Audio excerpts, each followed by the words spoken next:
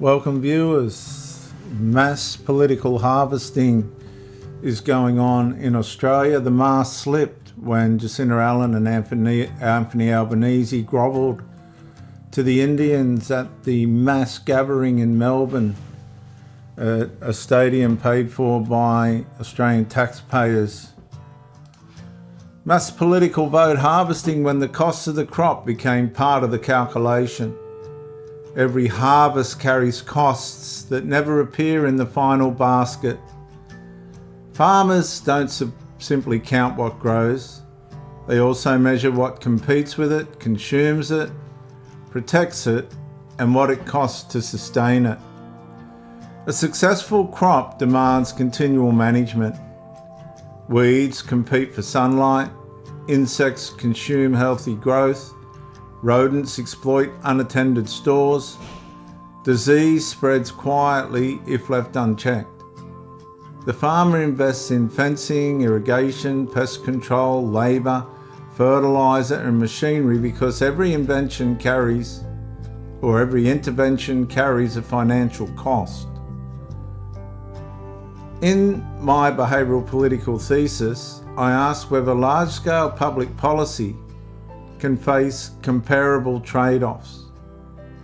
If a government pursues sustained population growth through immigration for a range of objectives, including perceived long-term electoral advantage, it may also inherit expanding responsibilities and this is where Australia is falling over and has failed: housing, transport, schools, hospitals, utilities, community services, administrative systems. These become recurring costs that grow alongside the population.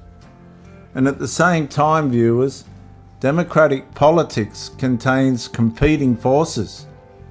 Opposition parties challenge policy, media scrutiny increases, public confidence rises and falls, economic pressures influence voting behaviour.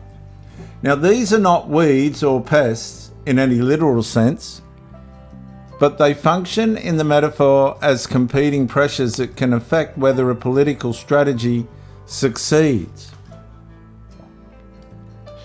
Within this framework, governments may be tempted to devote increasing effort to protecting the perceived political benefits of earlier policy choices while also managing the financial and social costs that accompany them.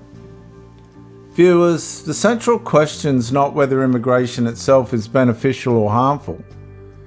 Immigration can serve many legitimate economic, humanitarian, family, educational, and strategic purposes. The question is different.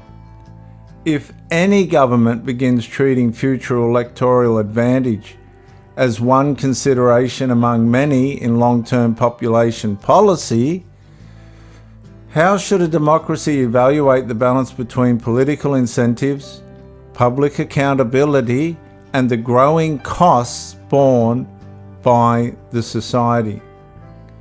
Viewers, every harvest eventually requires an honest accounting, not only of what was gained, but of everything required to sustain it.